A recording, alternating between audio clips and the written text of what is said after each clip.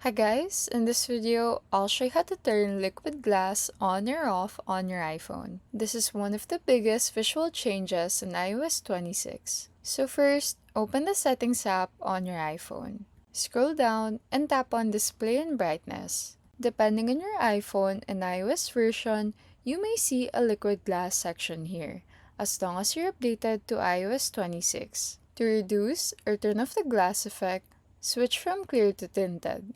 If you still see too much transparency, go back to Settings, then tap Accessibility. Next, tap Display and Text Size. Turn on Reduce Transparency to make menus and backgrounds less glass-like.